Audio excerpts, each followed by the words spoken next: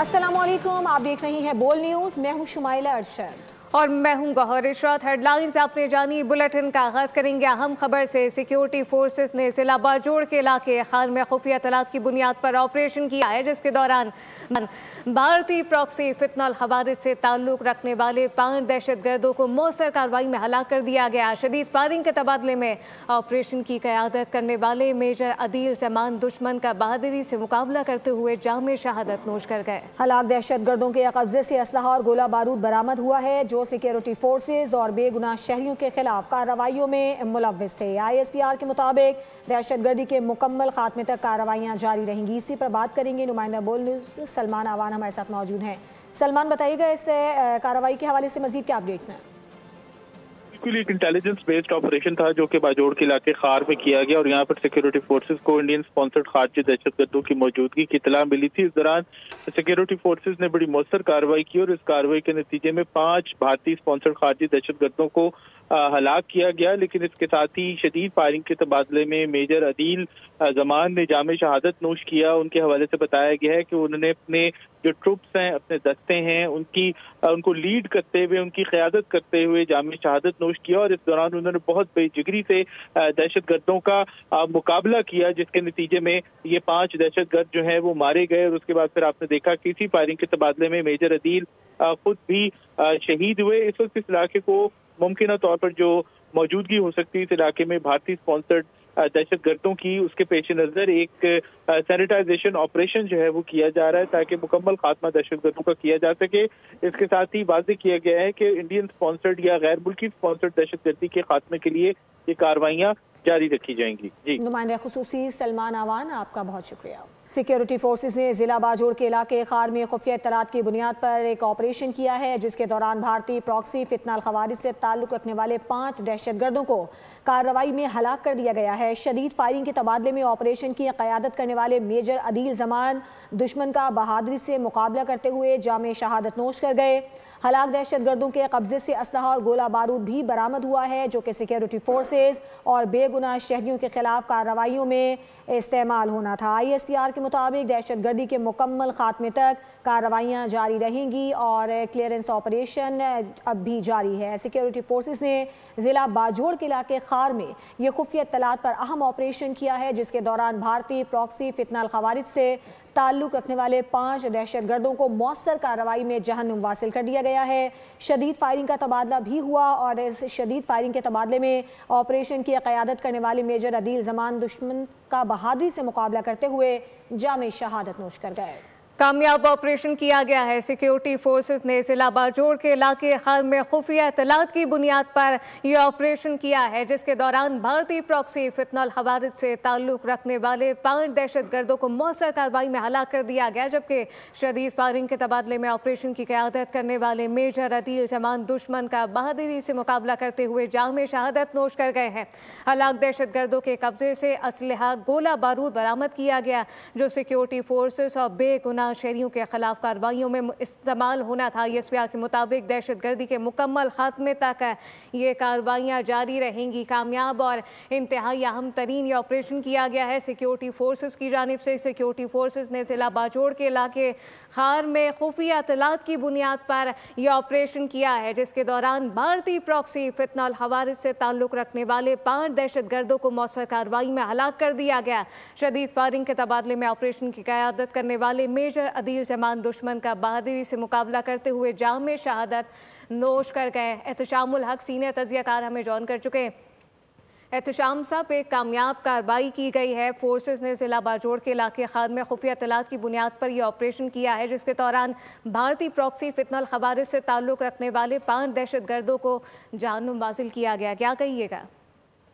देखें गौर, जिस तरीके से पाकिस्तान की अस्करी क़यादत ने और सिविलियन क़यादत ने फैसला कर लिया है कि दहशतगर्दी पे 0 टॉलरेंस है, कोई बातचीत नहीं होगी। आज ही आप देख लें, वो सराजुद्दीन हक्कानी नेटवर्क के जो हैं सरबराह, वो इंटीरियर मिनिस्टर भी हैं वहाँ के तालिबान के, उन्होंने मफाहमत की बात की है और कहा है कि जी बातचीत होनी चाहिए। इत्तलात यही है कि पाकिस्तान ने कह दिया है कि दहशतगर्दों से बात नहीं होगी। उसी बैकग्राउंड में आप देखें कि हमारे इंटेलिजेंस बेस्ड ऑपरेशन हो रहे हैं दहशतगर्दों के खिलाफ। आज ये जो हुआ है खार में, ये उसकी एक बड़ी कड़ी है जिसमें हमारा मेजर भी शहीद हुआ। लेकिन देखने वाली बात यह है कि हमारी अफवाज, हमारी सिक्योरिटी एजेंसी, पुलिस, सारे तो आप देख लें कुर्बानियाँ दे रहे हैं और इस मुल्क के लिए, आपके लिए, मेरे लिए वो रातों को जागते हैं ताकि हम सो पाएं। आप देख लें कौन सी ऐसी जगह, नॉर्थ वजीरिस्तान, साउथ वजीरिस्तान, बड़ी बड़ी कामयाबी पाकिस्तान ने समेटी है।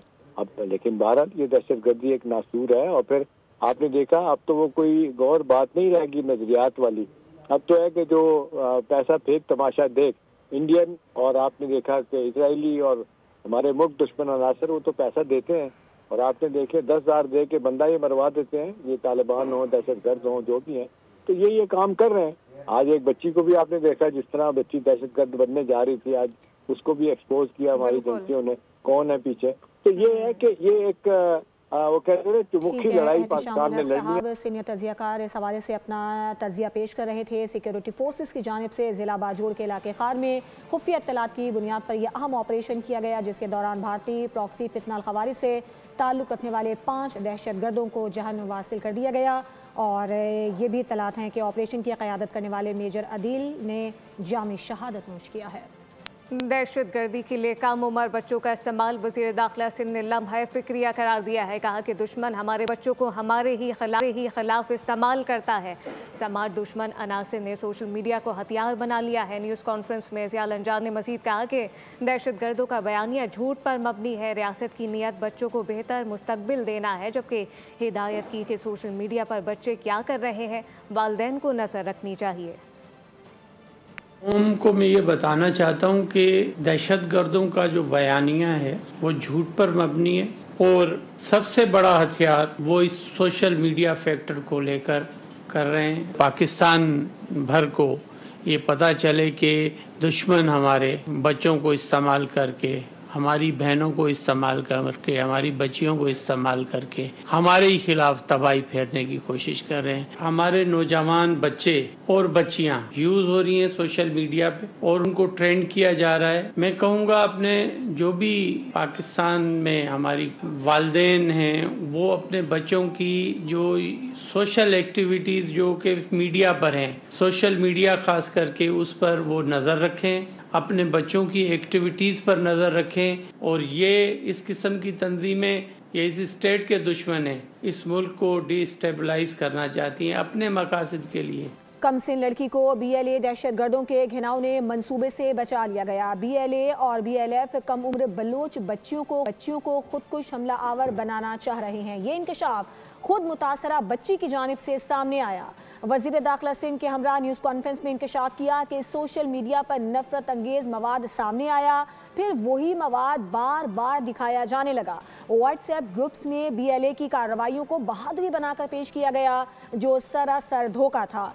बच्ची के जहन में ये बात डाली गई कि जान देना ही सबसे बड़ा मकसद है। बच्ची की हिफाजत यकीनी बनाने के लिए उसकी शनाख्त खुफिया रखी जा रही है। इस्तेमाल करती थी और एक दिन मैंने सोशल मीडिया पर वीडियोस देखी। मुझे समझ नहीं आ रहा था कि एक पढ़ी लिखी औरत जिसके बच्चे भी थे वो ऐसा कैसे कर सकती है। इसी दौरान इंस्टाग्राम पर एक शख्स से बात होने लगी। उसने एक किताब भेजी। जब मैंने किताब पढ़ी मुझे लगता था कि इस किताब में कोई सच है। ये उसने व्हाट्सएप पर एक ग्रुप में ऐड कर दिया।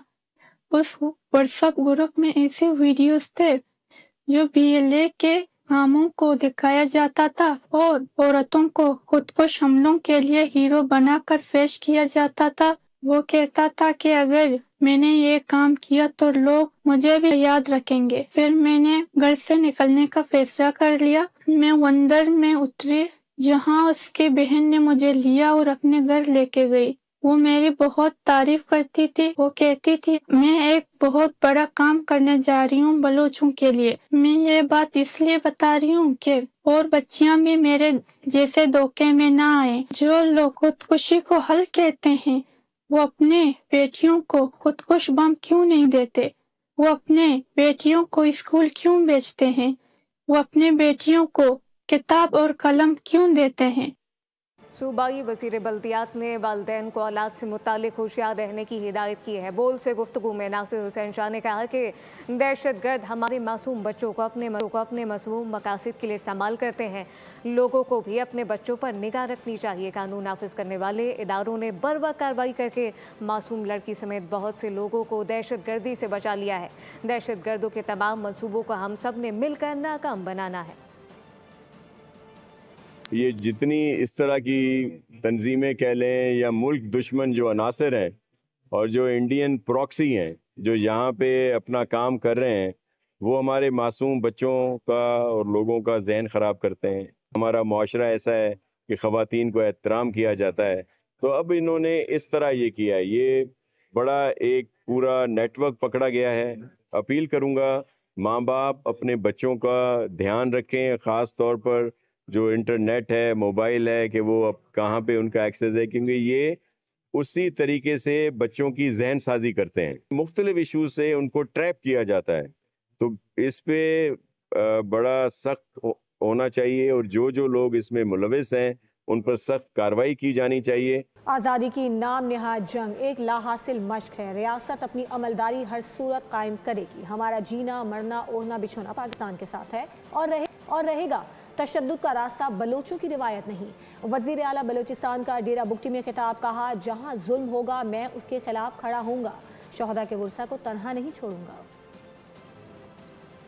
आज़ादी की जंग जो है ये हासिल जंग है, ये कभी हासिल नहीं हो सकती है। रियासत को अपनी रिट एस्टेब्लिश करना आती है, रियासत की मजबूरी है। हमारा जीना मरना ओढ़ना पाकिस्तान के साथ था, पाकिस्तान के साथ है और पाकिस्तान के साथ रहेगा। आज का दिन रवायतों का दिन है।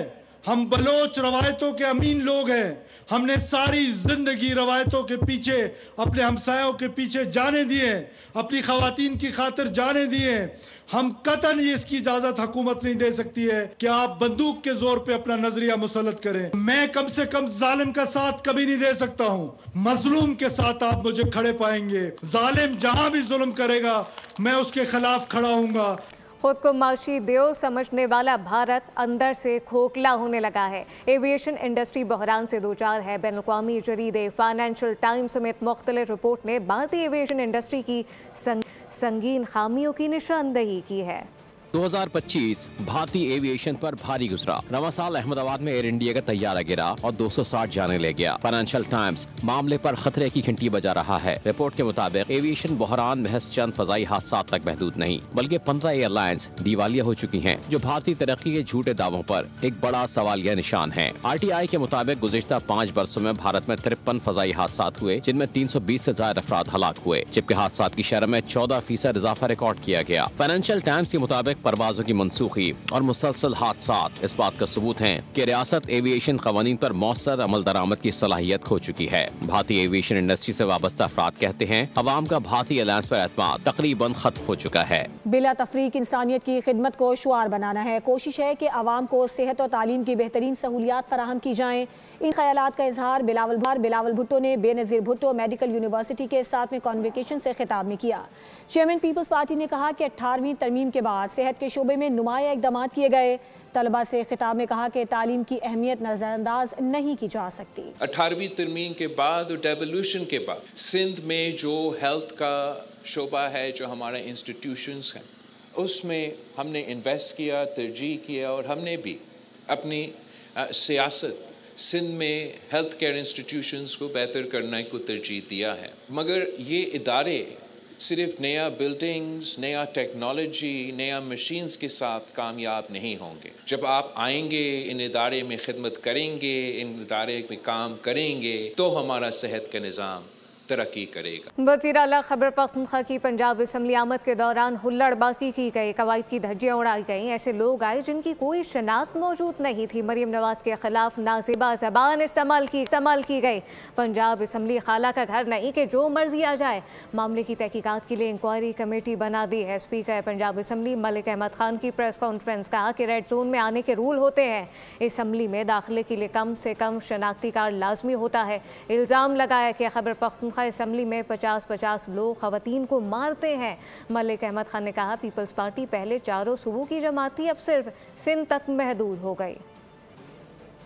तो उनका असेंबली गेट्स पे था। अब वहाँ पर ये कुछ ऐसे अफराद को साथ लेकर आए जिनकी हमारे पास फहरिस्त नहीं थी और जिनके पास ID कार्ड्स भी नहीं थे। They wanted to enter the premises. तो सिक्योरिटी स्टाफ ने उस पर उनको उस सारी फैसिलिटेशन के बावजूद रोका। वहाँ से वो मामला इर्क हुआ और उसके बाद फिर उन्होंने उसकी मैन हैंडलिंग शुरू कर दी। ये इसकी एक इंक्वायरी कमेटी कॉन्स्टिट्यूट की। असेंबली में आने के लिए आपको एक इजाज़तनामे की ज़रूरत होती है और उसके लिए लाजमी तौर पे अगर कोई और तफसील ना हो तो कम से कम एक शनाख्ती कार्ड नंबर ज़रूर रिक्वायर्ड है, ID कार्ड नंबर। वो मोहतरमा वज़ीर आला पंजाब मरियम नवाज साहिबा के बारे में एक इंतहाई बेहुदा ज़ुबान इस्तेमाल करते हुए इस तरह की गलीज़ और अपनी जहनी पस्ती का इजहार कर सकते हैं जिस तरह का उन्होंने यहाँ पर किया।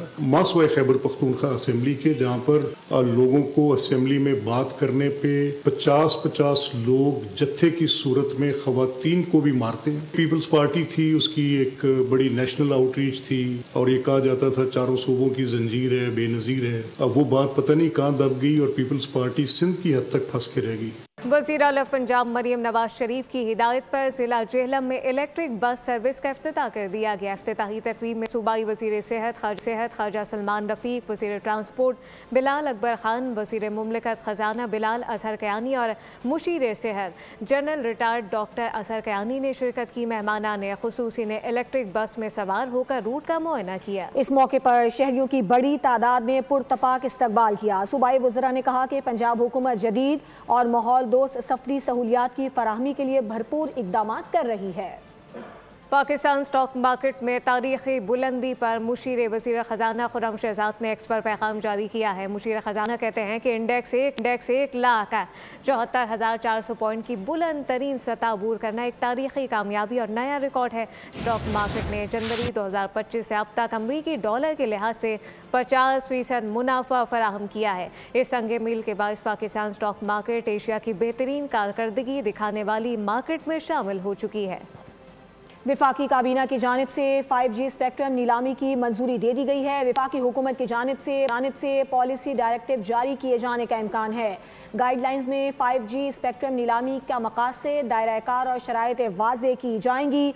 विफाकी हुकूमत पॉलिसी गाइडलाइंस में हर बैंड की बुनियादी कीमत का तयन करेगी। हुकूमत स्पेक्ट्रम की कीमत कम रखकर कंपनियों को इंफ्रास्ट्रक्चर पर इन्वेस्टमेंट पर जोर देगी।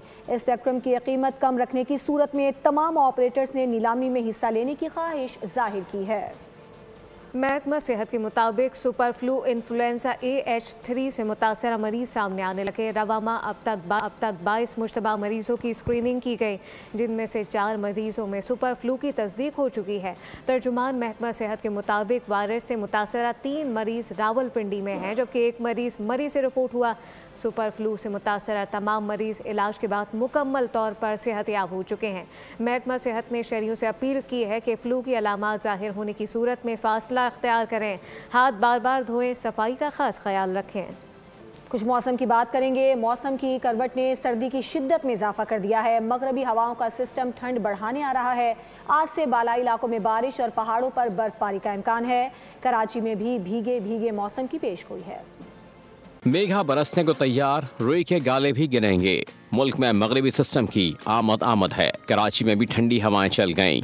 कल शहर में हल्की बारिश का भी इम्कान है। कराची में 30 दिसंबर की रात हल्की बारिश का इम्कान है, जबकि हैदराबाद, बदीन, ठट्टा, मीरपुर खास और थर पार करके कुछ इलाकों में बारिश का सिलसिला जारी रहेगा। दूसरी जानब मुल्क के बालाई इलाके मगरबी सिस्टम के जेर असर रहेंगे, जो 31 दिसंबर तक बालाई और वस्ती इलाकों को मुतासर करेगा। बलूचिस्तान, खैबर पख्तूनख्वा, गिलगित बल्तिस्तान और कश्मीर में बारिश, जबकि पहाड़ों पर बर्फबारी का इम्कान है। पंजाब, इस्लामाबाद और बालाई सिंध में भी आइंदा 2 रोज के दौरान बारिश और धुंध की सूरत हाल में बेहतरी मुतवक्किल है। शदीद बर्फबारी के बायस बालाई इलाकों में सड़कों की बंदिश और लैंडस्लाइडिंग का खदशा है। महकमा मौसमियात ने सयाहों को मोहतात रहने और गैर जरूरी सफर से गुरेज करने की हिदायत की है। अब ये जानिए, मुत्तहदा अरब अमारात में नए साल से कबल शदीद गर्द गुबार के तूफान का खदशा है। येलो अलर्ट जारी कर दिया गया। नेशनल सेंटर ऑफ मेट्रोलॉजी के मुताबिक तेज हवाएं हद निगाह को मुतासर कर सकती हैं, जिसके पेश नज़र ड्राइविंग के दौरान खतरनाक सूरत हाल पैदा हो सकती है। महकमा मौसमियात की जानिब से शहरियों को गर्द आलूद मौसम में गैर ज़रूरी तौर पर बाहर निकलने से गुरेज घरों और इमारतों के दरवाजे पर